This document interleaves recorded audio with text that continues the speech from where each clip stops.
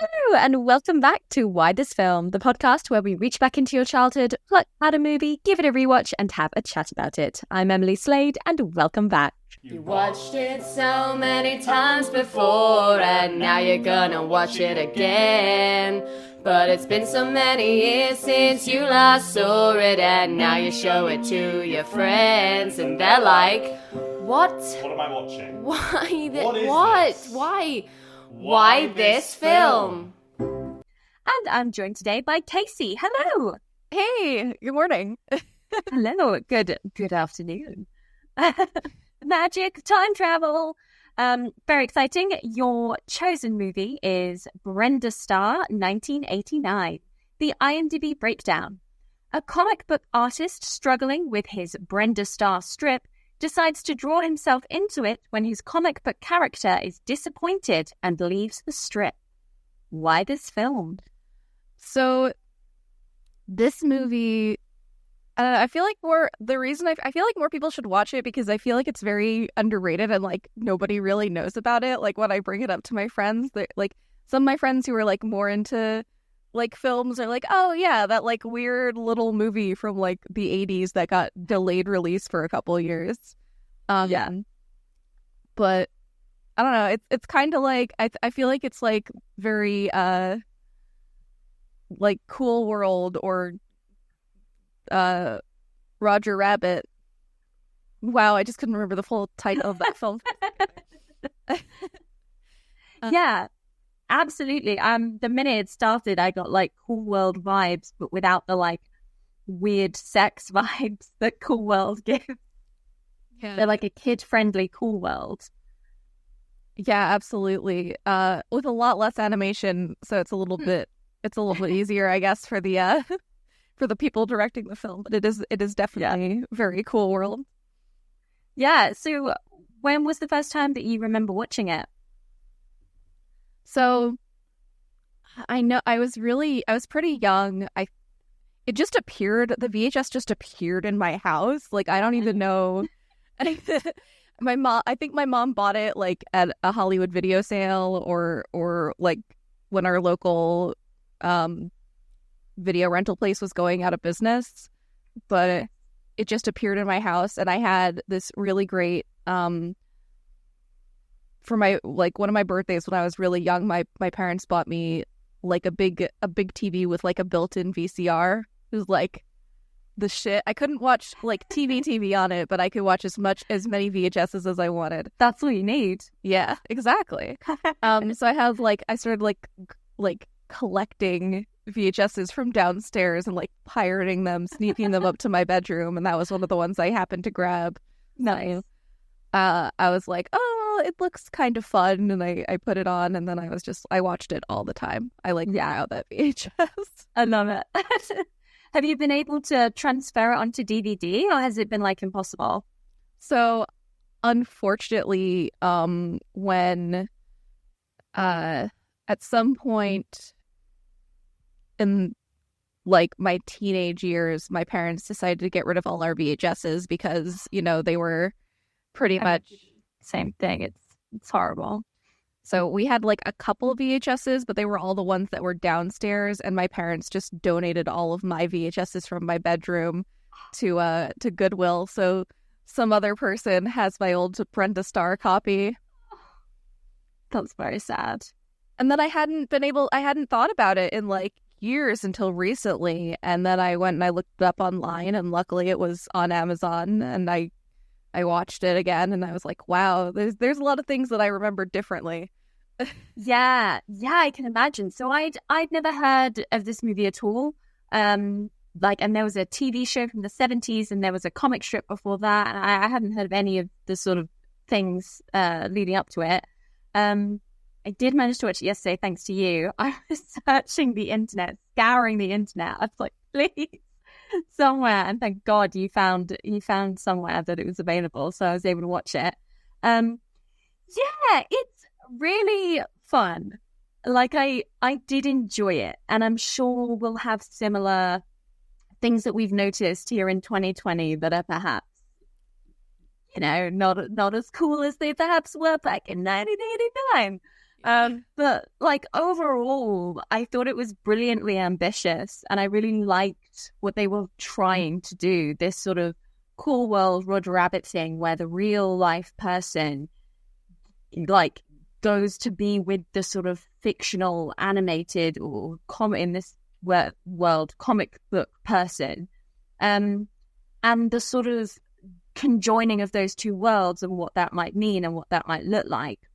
And I thought, whilst arguably a little bit poorly done, I thought it was such a brilliant idea, and there were so many wonderful moments that I wanted more of. So I really commend it for its ambition, and I thought it was brilliantly cast, and it was a lot of fun, and it was gorgeous to like look at as well.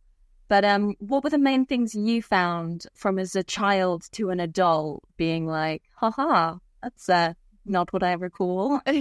Well, I remember her eyes being a lot bluer. Like, there's like a whole focus on how blue her eyes are in the film, like where they keep doing like close-ups of Brooke Shields' eyes, and I just remember them being a lot more blue and like brilliant than they were. They were like, she has beautiful eyes. They were a little like muddier than I remember. Yeah, must be. It feels mean to say that, but you know. No, isn't that funny though? How like I used to remember things certain colors, and then I go back and they're a completely different color to what I like very firmly remember them being. I was like, why did I think that was yellow when this whole time it's been blue? Like, really bizarre. Yeah, exactly. And then I remembered like, I thought I remembered a scene where like Brenda was sneaking in through a window, and there wasn't the scene that I thought there was. So I don't know. Like, I think it's because there was a scene, maybe there was a cut scene or something, because I remember there being a picture of her on the VHS cover in that like orange and red outfit the one that she gets from like the Lady in the Jungle, because not like Jungle Book woman with the pot on her head. Yeah, exactly. I remember there being a picture of her like sneaking into a window in the middle of a window in that outfit. So I thought there was like a scene where she was like sneaking into a window in like San Juan, but I think I just conflated some like 15 different things that happened together. Yeah.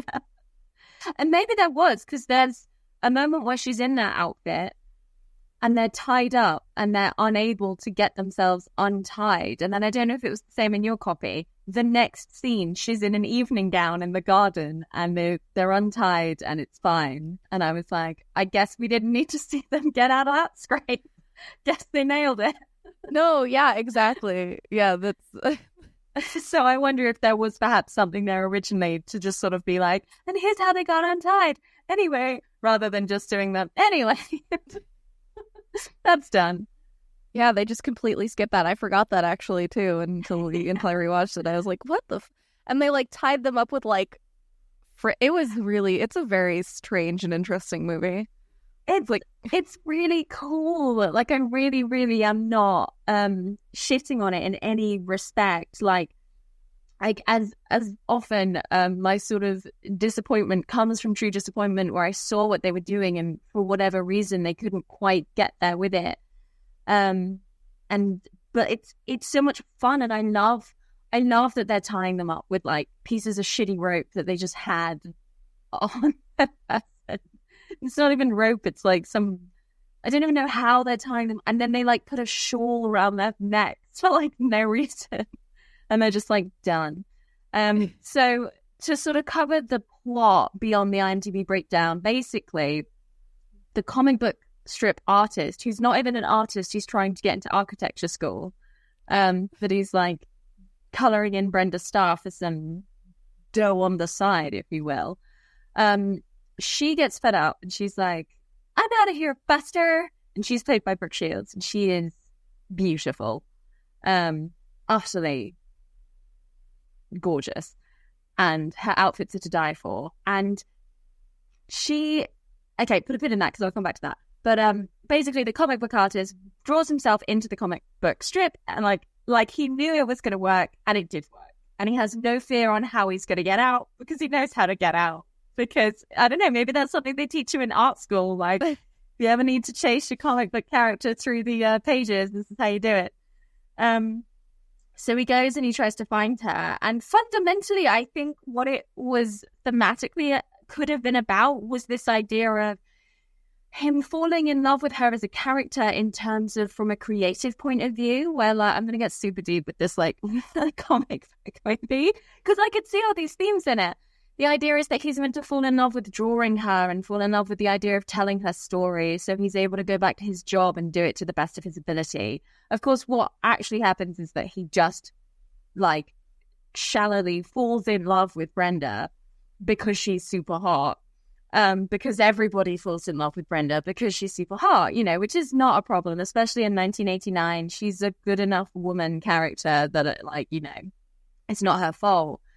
And she doesn't make particularly bad choices either, read feminism. But I did think the moment where he was like, come on, Brenda, you gotta choose. Is it gonna be Timothy Dalton or me? It's like, whoa, you've been here like 5 minutes. Shut the fuck up. Who even are you? Also, that's a really easy choice because Timothy Dalton in this movie is just very suave and charming.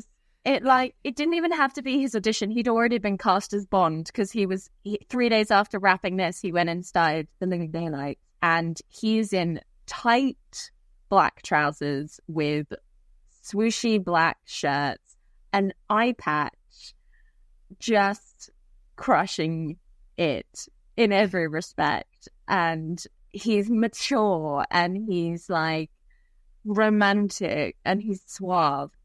And the comic book character is the complete opposite of all of those things. And it's not in like but deep down, he's more of a real person. And so, because Brenda's not a real person, so she deserves to be with this like completely ridiculously perfect man because she's completely ridiculously perfect. And I really liked the weird choice that they had where they had her conversing with her artist. And he was like, come on, just say shit. Just say it. Just say shit. And she's like, no, you say jeepers. And he's like, oh, come on, I'm not going to fucking say that. And I was like, what rating is this movie? Who is this trying to be for? Because what they've clearly tried to do is be like, right, well, we want to do Brenda Starr. Like if someone was like, we've picked up this 1950s comic book character and we want to do it for a modern day audience. We can't just do it because people don't relate to that old-fashioned Clark Kent vibes of like, jeepers, mister, we gotta solve this crime quickly. Don't know where that was from, but they have to kind of like zhuzh it up a bit to make the modern audience on board. And then so they do it by having this artist come in who's allowed to swear and who's allowed to like make reference to things. But then it means that she makes reference to things like going back to her outfits. I was like, that's so cute, but like she would not be able to afford them on her salary. And then like half an hour later, she's like, I mean, I don't mind the wardrobe that you give me. Of course, I'd never be able to actually afford it on my salary, but that's beside the point. And I was like, hey, that's great that you like acknowledge that. And like, I find that really fun and self-aware because you you're a comic strip, but there wasn't enough of that. Do you know what I mean? That's what I mean, I think I loved it so much. I wanted more. It's not that there wasn't enough because the film is perfectly fine in its own right. But I wanted more of that. I wanted more of the sort of experimental, like self-aware meta vibes because like I really loved what they tried to do with that. Did you, when you were a kid, did you like not get it because that sounds patronizing, but like, I don't know, what did you think? When I was a kid, I think I was just I have like a much older dad, so I grew up on like a lot of 50s stuff. So like I was and my dad also was a history teacher. So I knew a lot more than most kids about like time period stuff. Mm-hmm. So I kind of liked it in that regard. It made me feel very smart to watch it, especially I was like, wow, look at me. I'm so mature and sophisticated watching this movie that nobody else my age knows about this 1940s comic book character that doesn't exist anymore. And her outfits. I was trying to explain this movie to my friend. I was texting her about it yesterday because I was telling her I was doing this. And she was like, telling me about the movie. And I was like, oh, you need to watch it. First of all, you're going to love I know her type. And I was like, you're going to fall in love with Timothy Dalton in this movie. Yeah. Second of all, no, this movie is just costume porn. Mm-hmm. Like, that's it. That's the word for it. It really is. She wears, man, I meant to rewatch it again this morning because I had this idea last night of counting how many times she changes outfits. And then I woke up way too late to watch an hour and a half movie again for the second time in a week. But yeah, she wears like a ton of outfits, like lot. She finds so many costume changes. It's crazy.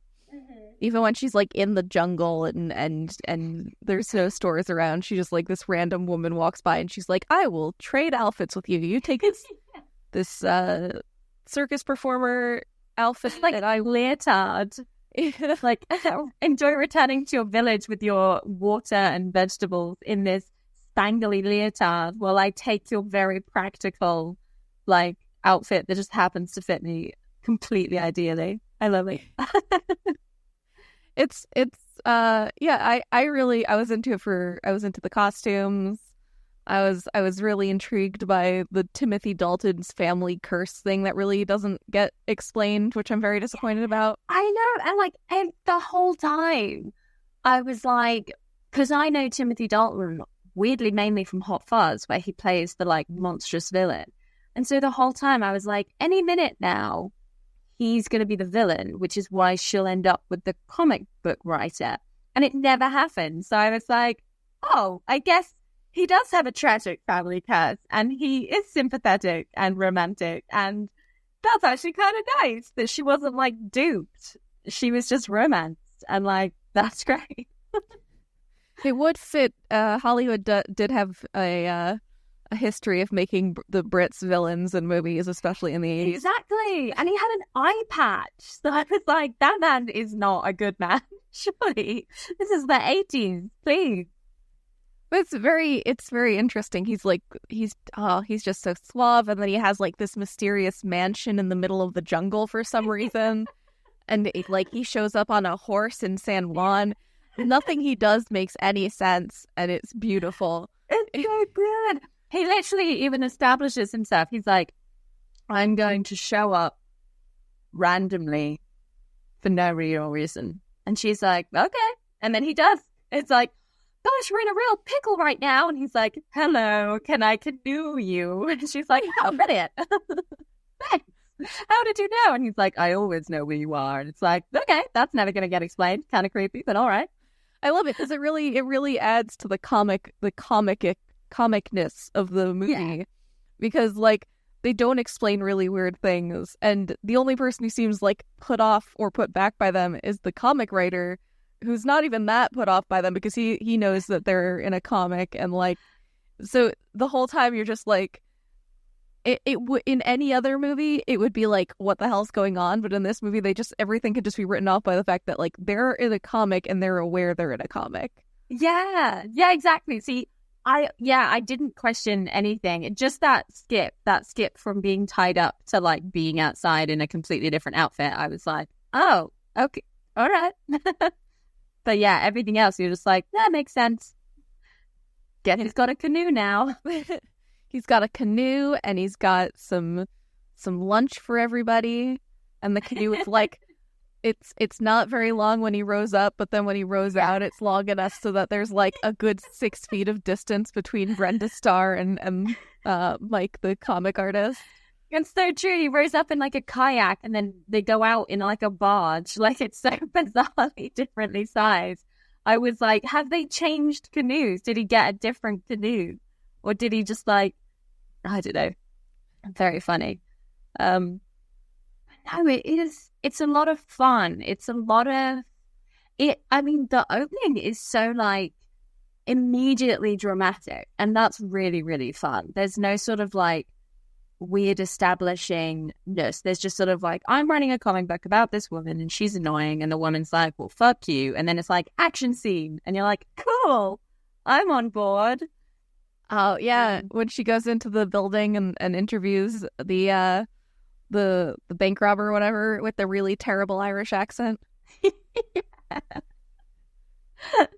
Oh my god, it was so bad. It was so bad. I was like, "Are you trying?" There's a line he says where I had to like go back and re-listen to it 5 times because like in his attempt to do an Irish accent, he slurred it so bad that like it all became one word. As in get over there or something like that. It just became like one mumble word.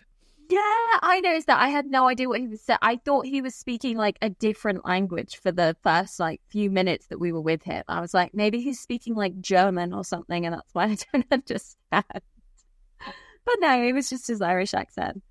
But no, that's where we meet her main rival, Libby Lipscomb, which is, I mean, I think this movie passes the Bechdel test. I'm not going to lie. I think it does. It absolutely does. Yeah, every time the two of them talk, it's never about a dude. It's always about newspapers. Yeah, it's about the story or the, like, framing her or, like, yeah, so that's really good. So I didn't mind that. And the primary antagonist is a woman as well. Oh, the Russian lady. Yeah. They're really fun antagonists. Like, I know it's very classic to make Russia the enemy, but you've got, is it Jeffrey Tambor as like this almost mute, dumb sort of Russian man being hounded by this sort of very tiny woman who like smokes cigars. So I thought that was really fun as well, how like the sort of 3 main people were women. I was like, that's really weirdly progressive and fun to see, like in this movie that very, very easily could have had every other character be male and no one would really question it. And like you get the idea. I sort of Googled some of the images from the comic book, like back in the Flash newspaper. She's got her, I think it's her photographer, who's like a woman as well, and she's got this very distinct hairstyle. And I was like, I bet that's like a copy by copy like look from the comic books, and it was. Oh, Hank. Yeah, she looks perfect. So that was really fun, and I kind of wanted that character more in the movie. To be fair, I wanted her to go along with Brenda. But it's fine. She should have been in the jungle with Brenda. The two of them. Yeah, I would love that movie, except for like if Mike was like not with them for the most of the time, and it was just the two of them, and like Mike chasing them like with Timothy Dalton. If Timothy Dalton and Mike like met up and they were like, oh no, Brenda's in danger, they like were following her and she was just like kicking everything's ass while they were like, Timothy Dalton's like not really worried because he's a comic character, and Mike's like, what are you talking about? I need her so that I can get back to work. My livelihood. Yeah, I would pay money for that movie. I definitely would. Like, that would have been so much fun. And I really loved the way that it was very sort of Elle Woods vibes, how she was able to be like, she gets out of a scrape. She gets captured by the Russians quite early on, and she gets out of it within seconds. And I was totally on board with it because she throws her like compact powder in their face, then like sprays perfume in their eyes, hits them with her handbag, and then just like climbs over all these roofs in like stiletto heels. Like if you hated Jurassic World for that scene, don't watch Brenda Starr, because this is all she does. She is running and climbing and jumping in stiletto heels, and it's fabulous. Oh yeah, climbing all over the roofs of San Juan. And literally. The locations are really interesting too, because the majority of it takes place in South America. I feel like undisclosed really where in South America. It was the Amazon, but that's like, that's like everywhere. Yeah.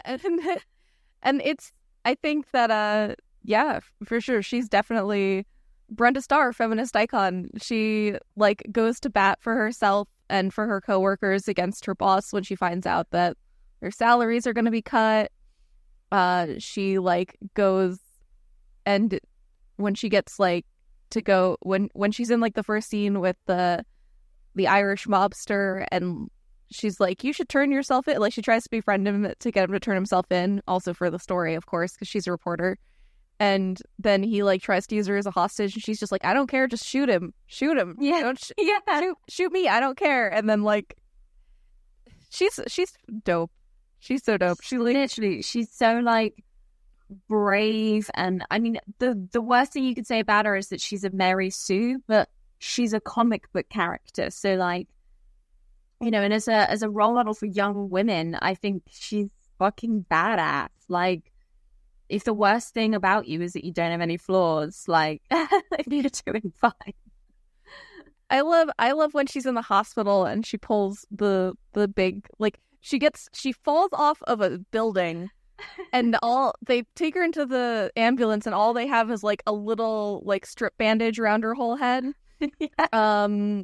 And then when she gets to the hospital, and then she takes that off, and there's just a little tiny X bandage on her forehead. Yeah. I love that. That's one of my favorite. That's one of my favorite things when people make fun of that in movies, like about comic characters, is that like they don't get injured. Yeah. Never seen worse injuries than like a little bandage for something. Like, I love always in like a cross, like, so it's not even covering the injury. It's like, how can it? She felt that all she got was a little little bump on the head there after falling 12 stories onto an Irishman onto the road. I don't think he died either. I think he got busted. Nobody dies in comics. Even at the end, like when they have like the big brawl in the Amazon by the river, and like the Russians and Libby and the three main characters are all like fighting over the bag with like the fuel in it, because I guess we haven't mentioned this yet, but like the plot device is that there's like a miracle fuel that this German scientist who's hiding out in the Amazon has created, and it's the big scoop that Brenda needs to save the newspaper and therefore save her and her friends' jobs. And they're all fighting over it, and and then the Russian lady gets eaten by an alligator, and it's one of my favorite scenes of the movie is when, like, after everybody leaves and the alligator has eaten both the Russians and is just smoking a cigar as it pulls along the river, and you could just hear the Russians arguing inside of it. I just... Classic. Absolute classic. Like, they're fine. They're just been eaten whole by this terrifying alligator, which Brenda manages to either befriend, or I have to admit, it was like happening, and like I'm quite frightened of like crocodile, alligator type things. And so I just sort of like went to like pour myself another drink, and then turned back to the screen, and Brenda had two crocodiles on a lead, and she was like riding them across the river, and I was like, what did I miss? What happened? I can tell you, literally, you missed nothing. It just, one of the boys goes, "Where's Brenda?" And then the camera pans over, and there's like very like classy music playing as Brenda Starr is surfing two alligators. Also, I was terrified of alligators when I was a kid, because I our library did like books for kids readouts sometimes, and one of the ones they did was the woman who got swallowed by a crocodile, or whatever that story was. Yeah, and then there was a picture of a lady in my house, and for some reason, my child brain thought that was the lady who got swallowed by the crocodile. So I was just absolutely terrified that there was like crocodiles under my bed or something when I was a kid. So that scene was a nightmare for me when I was I can imagine. Oh my god, that's horrific. They're really scary because they are real. They're obviously real alligators, and they're I imagine they're not anywhere near the cast members. Although who knows? It was the 80s. So health and safety wasn't quite a thing back then. But yeah, no, I don't know where my fear came from. It's a weird one. It's combined with Komodo dragons, just gradually, which I think came from Journey to the Center of the Earth, the 1950s one. Oh, that is completely understandable. Yeah. I didn't see that until I was much older. Otherwise, I probably would have gotten it. I think I can pin it on that. Just like, no, I can't even like talk about it. It's so horrible. So yeah, that's the crocodiles are real. But then also the thing, like, that when I was a kid, I guess because I was so scared of crocodiles and alligators, I didn't really realize. But rewatching it as an adult, like the when they are models, it is super clear that they are not real. Yeah. You feel like you can reach out and like tap on their hollow ass skulls, like the plasticky skull. Especially with the one that's like with the cigar just tooling along down the river. Oh man, that scene is great. It is chaos, and I just love, and also I just love the Russians. All the villains are great. Libby is great. Yeah, Libby's brilliant. She has like this amazing voice. Yeah, this sort of like much deeper, like what you'd expect. It's that classic sort of Blousy Brown versus Tallulah vibes, where like she seems a little bit older and a little bit more bitter and a little bit just more like about things, whereas Brenda's like kind of thing. And Brenda's kind of like the ingenue on like a level, and then Libby is like she uses her sexuality to like get her out of scrapes and stuff like that, which is like obviously not great for like out of like from like a feminist viewpoint. Like, you know, you want people like women to feel comfortable in their sexuality, but like the idea of like the villain character being the one who's more sexual is like a little like, yeah, it's very dated sort of femme fatale vibes. It was really interesting, so I was thinking about that when I was watching it, because on the one hand you do have the brilliant the Russian villain who is like sort of plaits kind of like tightly up in her head, and like she's basically wearing like a suit with a tie the whole time, and she's just like very sort of like hands-on and like running, and like so you've got a brilliant female antagonist that's very sort of down to earth and not like wishy-washy femme fatale, just like evil. Like there you go, there's the Russian evil one. And then you got Libby, which is the more femme fatale, very Brenda-y in that she always wears really nice stuff and she's always done up really well. But again, she's willing to get her hands dirty. Like when she gets off that helicopter and she just like yeets herself into the water, she starts swimming towards the rowboat. I was like, "Hon, your hair!" But like they never minded. They were always both willing to do whatever it takes to get that scoop. But in order to get onto the helicopter, she did offer her garter to the pilot. Which, yeah, I was like, oh, it's interesting because by this point we've seen Brenda make out with two different men for no real reason either time. So in theory, they're both as bad as each other in terms of like, they're both willing to just like have a good time while you're here. Like, oh, you want to kiss me? Okay, well, I want to kiss you. You never get the idea that neither of them are doing anything because they don't want to. Now, when she gets back onto the helicopter, she is like, "Can you follow them? Because we need to capture them and get the fuel formula." And the pilot, you just hear the pilot say, "Okay, but I'll need more than just your garter this time."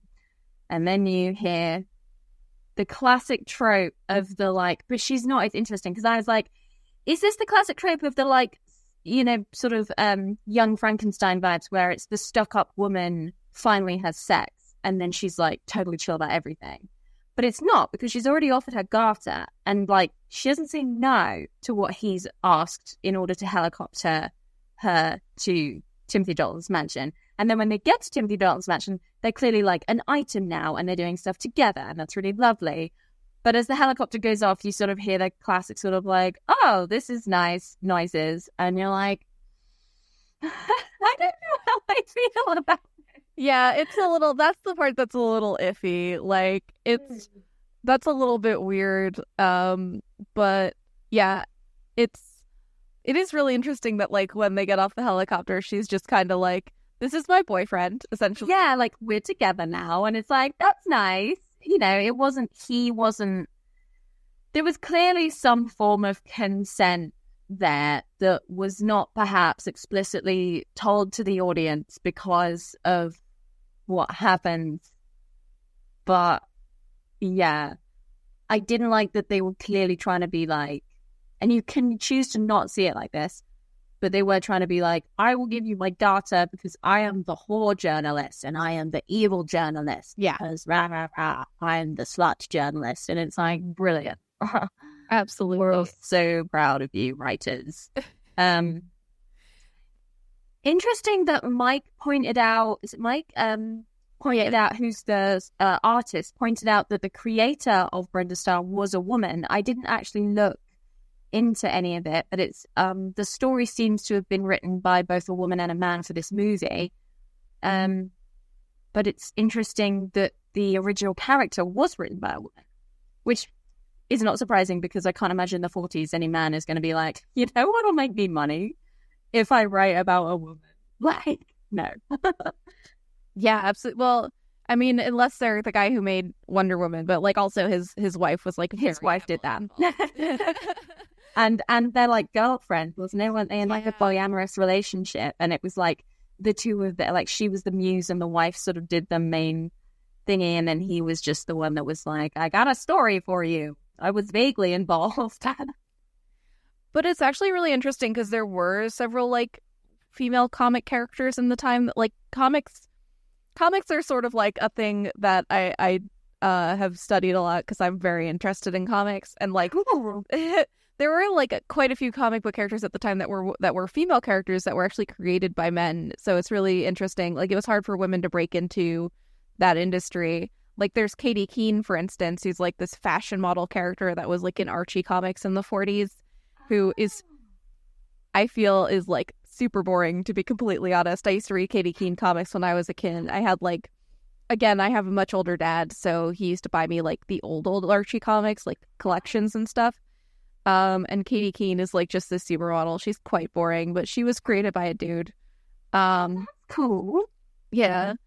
But yeah, it's Brenda's so much more dynamic, and I definitely like feel like the fact that she was created by a woman like helps in that regard because, you know, yeah, you can kind of sense it, and I don't know really what I mean by that. I think whether it's an allowance of the an ability to do things or an understanding of reactions to situations, or because everyone's different, and you know, fundamentally gender is a social construct, but then of course society does play into it to a point.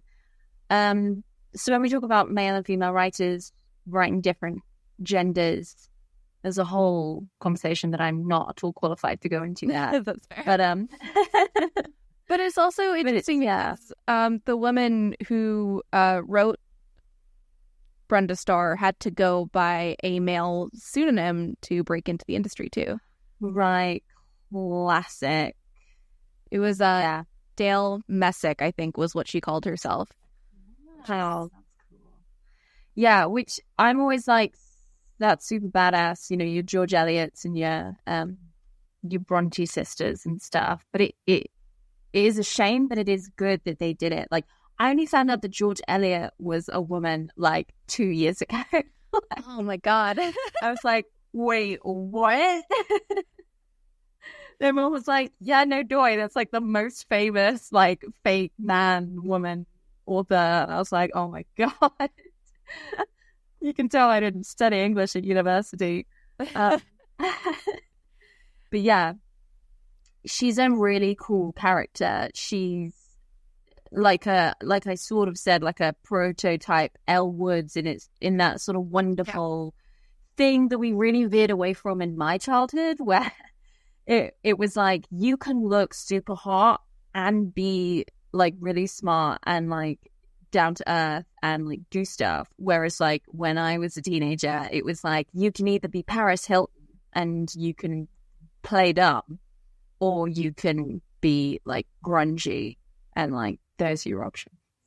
Yeah, for sure. It's but also I want to kind of get back to what you're saying about the Soviet lady, because I think that's also really an interesting thing, is because that's just what Americans thought women in the Soviet Union were like very masculine. Like it's also another like weird sexist thing, right? Because it's like the idea of like that women in the Soviet Union were all like masculine, and because they like had given away their femininity. Like somehow femininity is inherently tied to capitalism. Yeah. But it's interesting because also she kind of reminds me, there's like this Wendy's commercial from around the same time where there's like this lady announcing it's like the Soviet fashion show or whatever, and every single outfit, like swimwear, evening wear, day wear, they're all like literally the same thing, and they're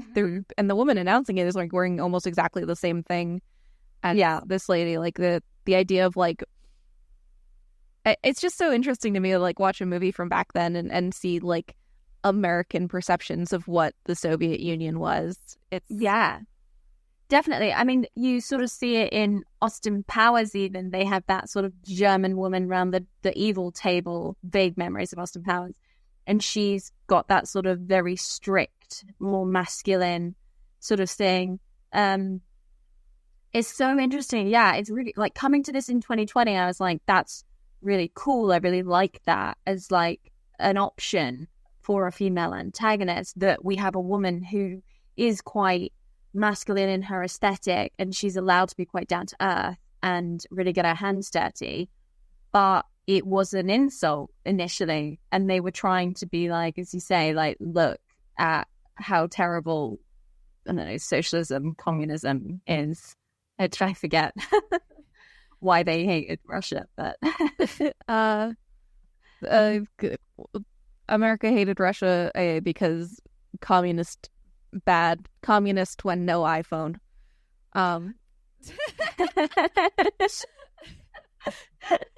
Communist when no Reaganomics. But the other really interesting thing about this movie, I think, is that it was made in 1987. It got its original release in Europe in 1989, but they had issues and they couldn't get it. It didn't come out in America until 1992. So there, like, by the time this movie came out in America, you know, a lot of that stuff was already pretty outdated, which I think is probably why it didn't do super well over here. Because by the time it was in theaters, like, all their, like, you know, the comic book wave, as it were, and the sort of love of, because what it's like the 20-year rule, isn't it? And like the 70s was really when people were into the 50s, and this is even the 40s, isn't it? So yeah, in theory. So they've missed that sort of nostalgia wave. They'd sort of just come on the end of the comic book wave, because I don't think I read briefly something that was like, by the time it eventually came out, they'd missed like Batman, and they'd missed like all of these sort of comic book adaptations that had like been successful, and then like they died down kind of instantly. And then this one came out like, hey, what's up? We're doing a comic book. And everyone was like, we're bored of that now. Yeah, exactly. And it's just too bad, because I think it is a really good film altogether. And I think if the release hadn't been so badly delayed, and I'm not 100% sure why it was. No, I couldn't see why. And you're right. It's such a shame. When did Cool World come out? Since 92. So it came out the same year, but by then, you know, it's the 90s. It's the early 90s. You know, we're starting to get into, especially over here, you know, everything's got like a little bit more apathetic, like you more sort of Independence Day by that point. It's really interesting. So this is a very strange thing to say, but so Nirvana's first album came out in 91. Okay. And it really changed the cultural zeitgeist in America into like everything, you know, everything became, people started like feeling a lot more about like apathetic and like, you know, like, oh, I hate my dad. And I love Nirvana, so I'm not saying anything bad about that. But it changed like the cultural zeitgeist in music, and it also changed it everywhere else. So I think that Nirvana is really to blame for the failure of this movie. Like, if you look at this movie, if you look at this movie versus like Cool World, like they're very similar movies in a lot of ways, but this movie is a lot more like bubbly and peppy and brightly colored and hopeful. It's innocent, fun. isn't it? It's harmless. And then Cool World is like disgusting and gritty. Yeah. And Cool World didn't even do well, but it definitely did better than this movie.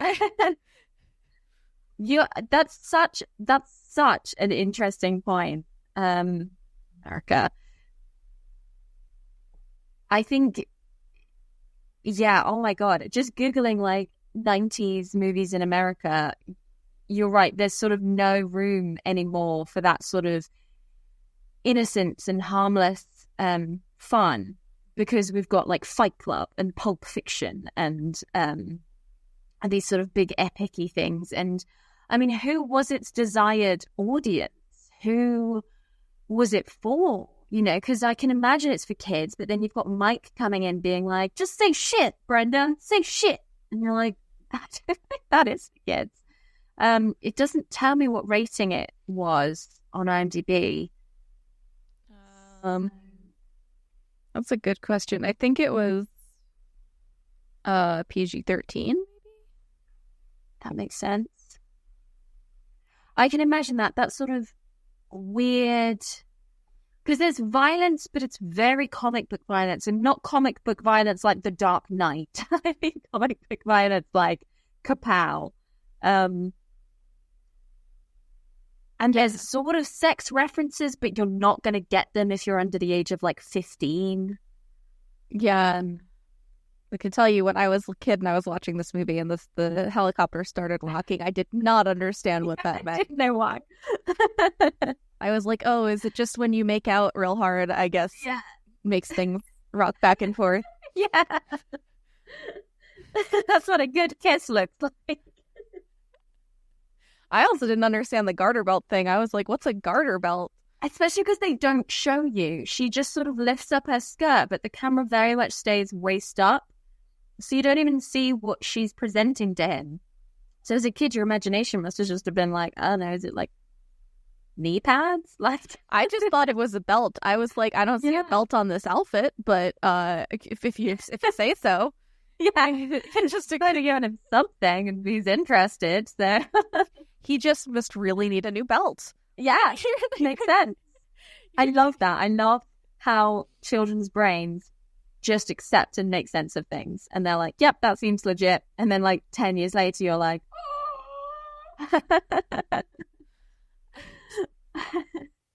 It's true. But yeah, it's a very interesting movie, and I really feel like it would have done a lot better if it had been released on time. And it's sad that it was really, but also it was released the year I was born, which is maybe why I feel so connected to it. Yeah, maybe. I think you're absolutely right. I'm mad. I can't even think it's like a cult movie because I found it so hard to watch it. Whereas Cool World has more of a sort of existence. This was like, I had to like dig, and like, you know, anyone I mentioned it to, I was like, well, yeah, I did a podcast on Saturday, and they're like, oh, what is it? What's the movie? And I'm like, Brenda Starr, and they're like, what is that? Yeah, that's crazy. Yeah, it's not even like a cult film. You're exactly right. Like people don't really know what it is. Like if you're really into like obscure movies from the 80s, you're gonna know about it. Or if you like were like me and a copy of it mysteriously appeared in your house as a child.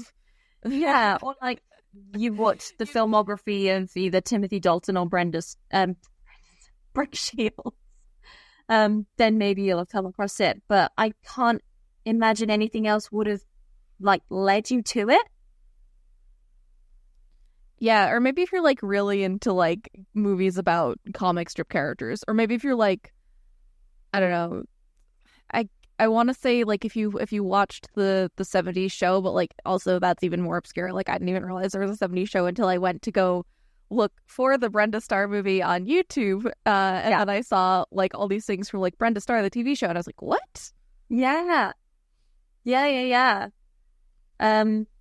I came across the same. It's so fun. It's such a shame that it doesn't even have a cult following, that there's no sort of Comic-Con table dedicated to like obscure female reporters from comic books. You've got like Brenda Starr and April O'Neil and like Amy Adams from Superman. God, that's so rude. Lois Lane. Probably, I apologize to Lois Lane. That would be a good movie itself. All the plucky female reporters from comics getting together to like do it, or maybe like gang. Maybe like it would be like a mad world race for a story where they're all like racing against each other and a lot of like weird things happen to them. That would be really cool. Or like Ghostbusters, but like with them all, and they have to go against one particular like thing. So they're like a big ensemble of friends. I'd love that. That'd be so cool. That too. Somebody write that. Somebody get that. You can have that. Get on it. Yeah, free idea for a movie. Take it. Yeah. Run with it. If you need to take them off brand, call them like May. I'm trying to think of like another Irish last name. Like, my brain is blanking. O'Malley, like May O'Malley. May O'Malley. And Marge Avenue. As opposed to left. And like that was a weird way to go. Karen Moon. Yeah, Karen Moon.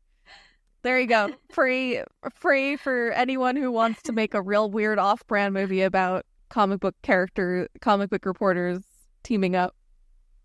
And I like the idea that you keep them with their sort of like, I mean, I think what cemented Mike as a douchebag for me was when he refused to say Jeepers. I was like, Mike, we need to be bringing Jeepers back into the common lexicon. Like, that is a fabulous word. And like, you're forcing her to say shit. You could at least say Jeepers. Like, Jeepers is brilliant.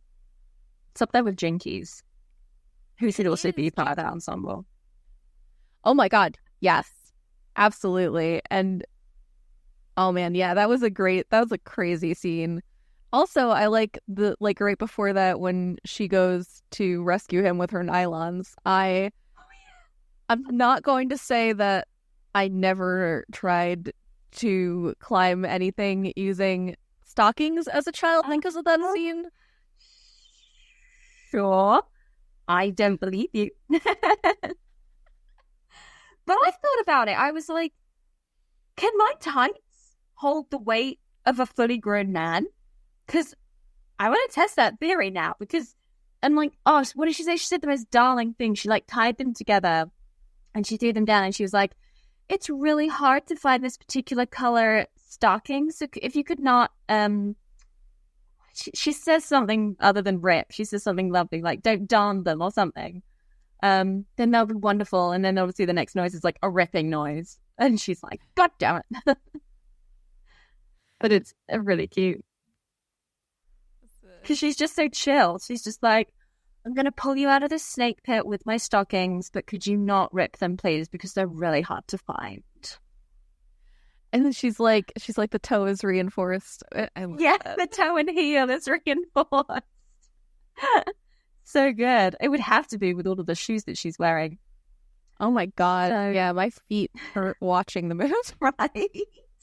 And she's going up like ladders in them. And like, I was stressed the whole time. I was like, she's going to like slip and fall because she's not wearing appropriate footwear for this job. This is unfair for me to do to you off the cuff with no preparation, but favorite outfit that she wears? Oh, that is a good question. I don't know. I'm really drawn to that, like, really the pretty red and orange outfit that she gets from the Lady in the Jungle. I had an outfit for my fashion Polly Pockets when I was a kid that was like almost exactly the same thing. So nice. That's fair. It's solid. I think because it was the least like sort of glam, flashy thing she wore. I was very much like, boom. I like it. What about you? Oh, it's very cute. My favorite was the very last thing she wears is he's about to go back into the real world, and she's got this like long, like fuchsia pink, like coat skirt duo on. It's like bright pink, and she always has a brilliantly accompanying hat. She always has gorgeous gloves. just the hat and the gloves look needs to come back into fashion, and it like never has. We've cycled through fashion. Not that I know at all what I'm talking about, but we've cycled through fashion over the past like 50 years consistently. But we have never, ever, ever brought back the obligatory hat and gloves. And I really think that we should. Let's start it. You and me can just, in our separate countries, just start walking around with hats and gloves and see if we can get it to catch on. Yeah. Competition. I think it's so lovely. Like, you walk into a place and you have to like remove your gloves and then remove your hat, and they just sit on the table next to you. And you're just like, don't mind me. Just going to get my brunch. My gloves on the side. That's exactly where you wear a hat and the gloves. You go out to like a very nice little brunch place and a little cafe with outdoor seating, and you sit like very lovely, like with your legs to like the side crisscrossed, and you put your hands on your knees while you're exactly very demure. So yeah, we should bring it back because it's a good look. I'm in. Yay. Any last thoughts on Brenda Starr?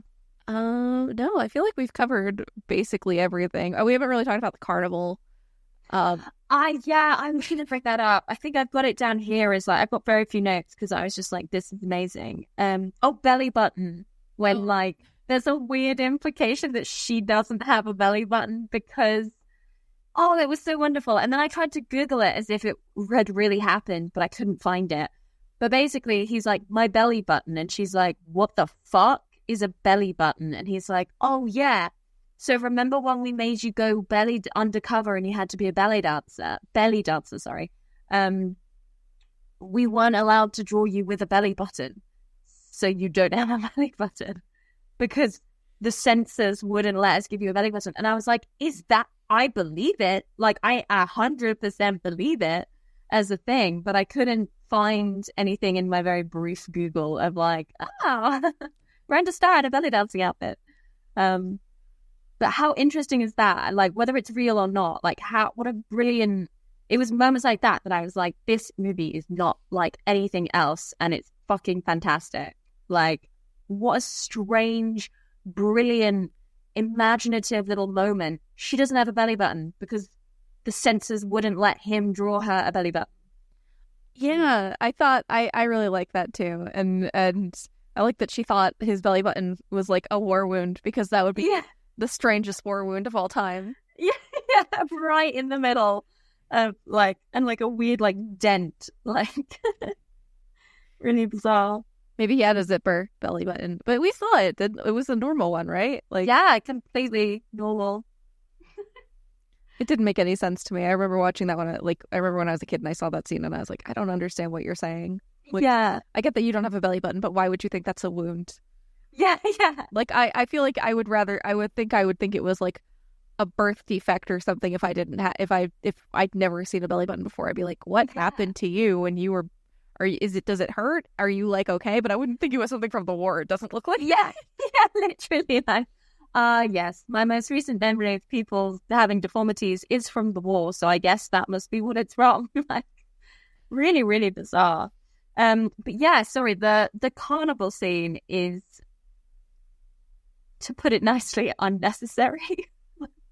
It's so unnecessary.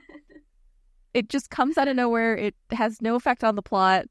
The nicest thing about that scene is all the guys doing capoeira, because that is such a freaking cool martial art and performance, and Jeffrey Tambor trying to like get through, but like politely waiting for them to stop. He's like juggling. Yeah, like this guy's juggling, and Jeffrey Tambor is just like politely waiting for them to stop juggling, and then like they show like other things happening and go back to him, and he's in the middle of the jugglers now, waiting for them to stop juggling again.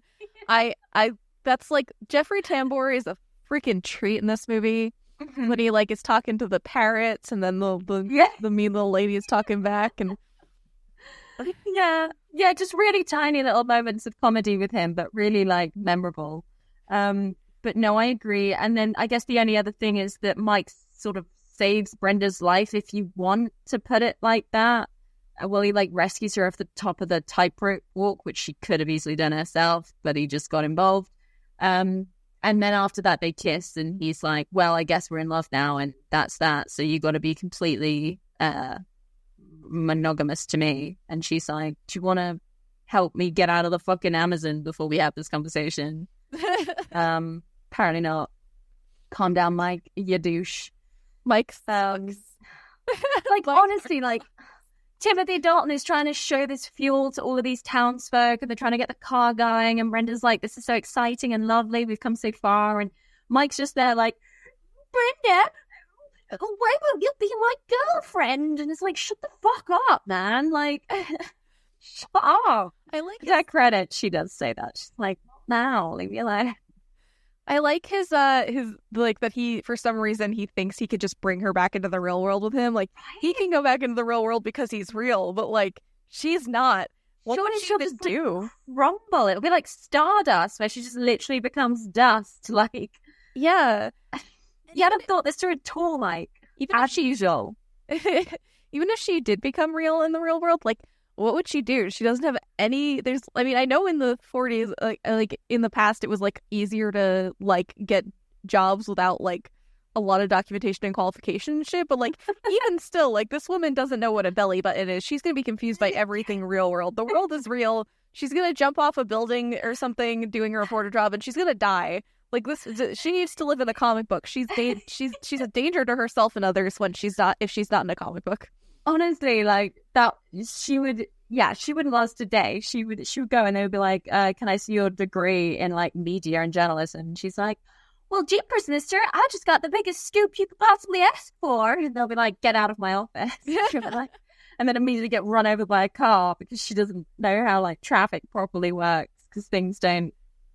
Because all of the traffic in the comic book world is like rather than just run. Yeah, when she's driving with in San Juan, that is so unreal. It's crazy. That one's like, it's brilliant. she's like trying to like escape, and it's just like this. I've never been to Puerto Rico, but I got to imagine that, like, you know, in a city like San Juan, the traffic's got to be like comparable to, like, I don't know, like at least Jersey City, which is a city in New Jersey, if you couldn't tell by the name.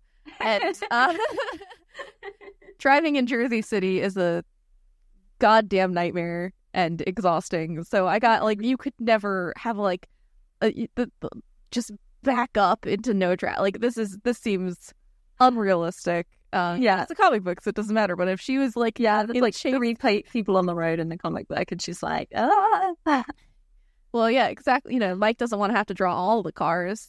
Yeah, he's an architect, not an artist. He wants to get into architect school. Like, who does that? There are people dying out here to like be comic book writers, and this chump has this opportunity, and he's like, I want to be an architect. Like, shut up, Mike. People will kill for your job. Fuck up. But at the end, he does learn to appreciate it, and he learns to let go and gives her a little Timothy Dalton orchid in her hand, which is nice. But also, just, you know, fuck Mike. Yeah, literally, he's the main antagonist of this movie. Like, he's so obnoxious. He's not even in most of the movie, like, for a decent portion of the movie, and then like he just fucking shows up. Yeah, in fucking Brazil, like, literally writes himself. Yeah, like. Which ties in, it makes sense, because, like, Libby spilled the story, and then he shows up. But by that point, we'd forgotten about him, and I was like, yeah, you're here. Fucking draw yourself out again. And how did he even get out of the world? He literally just closes his eyes and, like, clicks his heels 3 times, and he's back in the real world. Like, how did you know that was going to work, Mike? How did you not have severe anxiety the whole time you were in here, worrying that it wasn't going to work, and you were stuck in this 1940s weirdo zone for the rest of your life? How did you know drawing yourself in the exact same position that Brenda was just in was gonna work? How did you draw yourself so perfectly that you were... I'm overthinking it, I know, at this point, but like, I like, don't get me wrong, I enjoy it. Like, I'm perfectly happy when things are like, how did she get her powers? A curse or born with it? Born with it. Okay, done. don't need Frozen 2. But yeah, this didn't have anything at all, and it's just like, how did you know that would work? It's really kind of crazy that it does, and also like, and then he blinks himself into the comic, but it's like the next day in the comic world, even though it's like literally 5 minutes later in like the real world, which is very interesting to me, like implication wise. Like if the comic world is like living its own life at the same time as the real world, but it's like the timeline is faster, that's very strange and confusing. But it's like Narnia. So when he leaves, is he in the past or in the future or in the present? Does he pick up from where he left off, or has time passed and his family are like, you never came home, what the fuck, where have you been? And he'll be like, my comic bag. I like the idea that like it's his mind in the comic book, and like he's just like physically sitting out there like with his eyes closed, and like his editor comes to check on him and he's just like, Mike, what's up? And Mike is just like sitting there with his eyes closed. He's like, okay, process, I guess. Keep up the good work. Well, ignore that phone call we had where you rang me to be like, Brenda's left the magazine. Yeah, that would not be my first thought. If my comic book character came to life, spoke to me, and then disappeared, I would not ring my editor and be like, you'll never guess what just happened. I would be like, okay, I'm going to go out for a walk because I might be crazy. And then when you come back and it's still there, be like, okay, now I'm going to think about jumping into the panels of the comic book to chase my character down. But I'm definitely not going to inform my editor. Like, that is the last thing I'm going to do. What a crazy thing to do. And also, like, why didn't he never even tried drawing her back? Like, we don't know. Like, this whole movie could have maybe not happened if he just, like, he could have drawn her again. Like, was there something like, preventing him from drawing like, the star into that panel again? Like, and then would there be, like, 2 Brendas in the, like, comic book world? Because that could have been a whole movie. That was interesting. That would be really cool. Sort of like Last Starfighter style, where they sent down another Alex Rogan to take his place on Earth while he's in space fighting aliens. And they have to deal with boys. Yeah. But less creepy and terrifying. Yeah. I don't know. I think it'd be pretty creepy. It could still be pretty creepy and terrifying. Like if you're going about your everyday business and then another version of you pops up trying to do the exact same business, I feel like that would be absolutely nightmarish. Like, oh, I guess that movie already kind of exists, because then I was like, how would you prove it's the real Brenda? And then I was like, oh, well, you do a Buzz Lightyear. And then I was like, oh, that's that storyline already done in Toy Story 2 when the shop brought Buzz with the manual setting still intact meets the like Andy Buzz, and the two, because I would be like, because the like new Brenda would be fresh and like doing everything the artist said, and would be more sort of like almost doll-like, and it's sort of like, I've got to do the right thing. Whereas rebellious Brenda is already in like South America doing stuff, much like the Buzz who has realized he is a toy is more chill, and the like store-bought Buzz isn't. So it's I came up with the plot for Toy Story 2. Good job. You're going to make millions of dollars on that movie. So much money. Oh, let me just beat Pixar to it. Time machine. That's what I would use that for. That's the first thing I'll do when I get my time machine. Go back in time and write Toy Story 2. That's a good choice. It's peaceful, at least. You know, I don't have to be in too much danger. But yeah, oh my god, this was so much fun. Yeah, I've had a lot of fun too. Thank you so much for having me. Absolutely. Tell us about all of your various podcasts that you're part of and where we can find you. Yeah, absolutely. So I am an AP podcaster. I do actual plays.